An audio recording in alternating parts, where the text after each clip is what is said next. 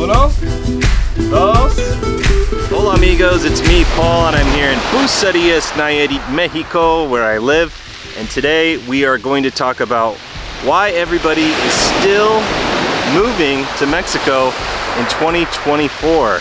A lot of times we talk about the reason why people love Mexico or they are drawn to Mexico. But today I wanted to talk about why people are trying to get away from places like the United States or California. And while we go over those top reasons, we'll be walking through Bucerias. So vámonos. Keeping up with the Joneses often influences the decision to leave the USA or Canada. In the constant pursuit of material success and societal status, many Americans find themselves trapped in a cycle of excessive consumerism and relentless comparison with their peers. This pressure to maintain a certain lifestyle can be exhausting and financially draining.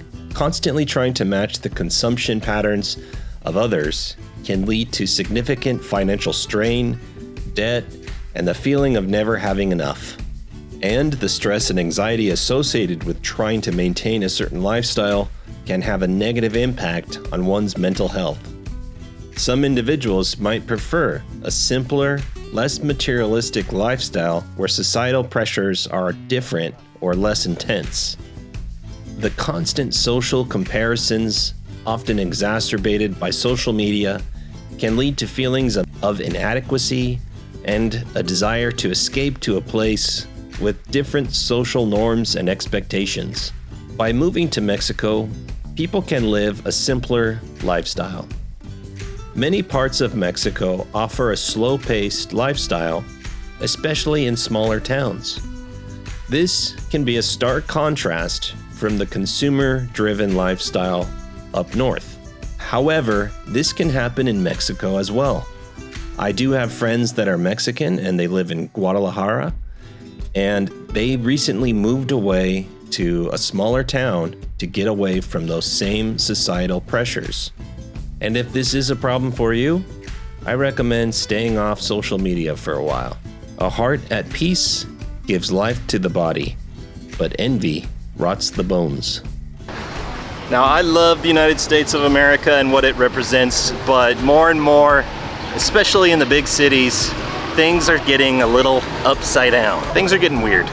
As an example, let's take a look at my home state of California. Did you know that in California, if a thief steals less than $950 worth of stuff, it's viewed only as a misdemeanor?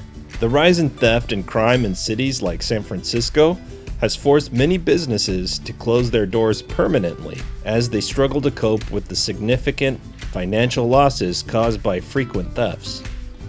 Here in Mexico, if you get caught stealing, you go to jail. Seems like a simple and effective solution to me. Also in California, did you know that the illegal immigrants receive free, taxpayer-funded health care? Meanwhile, tax-paying citizens still pay a premium, all while their tax dollars go to people who come from foreign lands and never paid into the system. Here in Mexico, non-citizens have to pay for their personal health care. Seems pretty fair to me. So the next item on the list is actually freedom. A lot of people come to Mexico because they feel like their home country's government is being very repressive and they want to come here because it feels like they have more freedom. Otra? Muy bien. Gracias. De nada. During the COVID-19 lockdowns, people were fleeing their home countries to avoid the tyranny of their home governments. I observed this from people from the United States and especially Canada.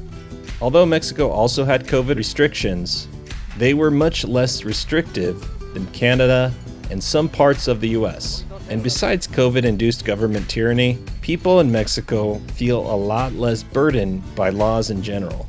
For instance, I can go to the beach, open a beer, without worrying about getting an open container ticket. And in Mexico, there is generally less bureaucratic red tape and fewer regulations governing everyday life. This means people can engage in activities like opening a small business or making home improvements without facing as many permits and fines. These are just a few examples of why people feel more free living in Mexico. And so this is the famous church here in Bucerias, and it's seen some better days. You know, for a long time it's had its charm, but for me and a lot of people, it's crossed that threshold of being charming, and now it's gone into the sort of dilapidated area. And I've talked to some local developers, and pretty soon they're going to redo the whole church. So I'm not sure when that's going to happen. You know, things move a little slow here in Mexico, but there are plans in the works. And as you can see, there's a lot of tension even in the tower here. You can see there's a big crack going up the wall, just like that tower has tension. Back in the United States and Canada, there's a lot of political tension.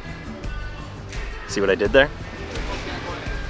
The constant exposure to divisive and aggressive political discourse can negatively impact mental health.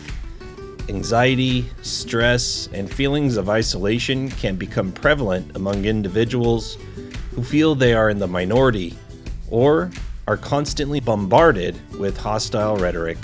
No matter what side of the aisle you're on, even if you're down the middle, you're going to feel that tension.